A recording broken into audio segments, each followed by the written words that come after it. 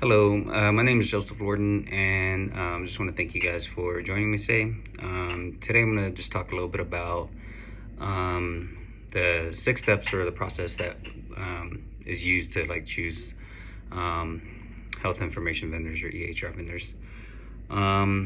So I'm going to start by just talking a little bit about my organization. So um, the healthcare organization I work in it's a mid-sized clinic. We do ambulatory care. We have walk-in patients, outpatient, and then specialty clinics along with an urgent care. We see a pretty good volume of patients, and on average, just in walk-in, we probably average maybe 80 to 100 patients a day. So that's a lot. The current vendor that we use, the current EHR system we use, is pretty old. It's not user friendly really. There's a lot of clicking involved in order to chart what you need to chart and to get to where you need to get to. So the request for information process is one of the first steps. Is actually the first step. So in identifying potential vendors.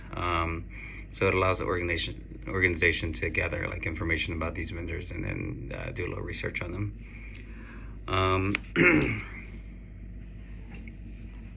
Sorry.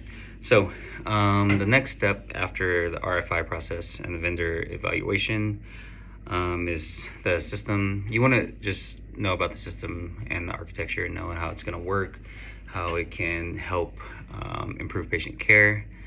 You want to know basically the platform is built on and how it can streamline things for you, for your organization.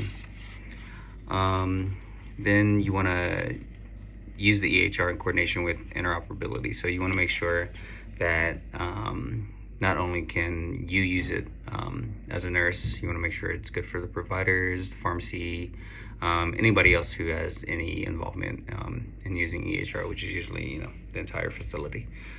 And then you also want to make sure the EHR supports the electronic clinical quality measures, and that can help track improvements and outcomes.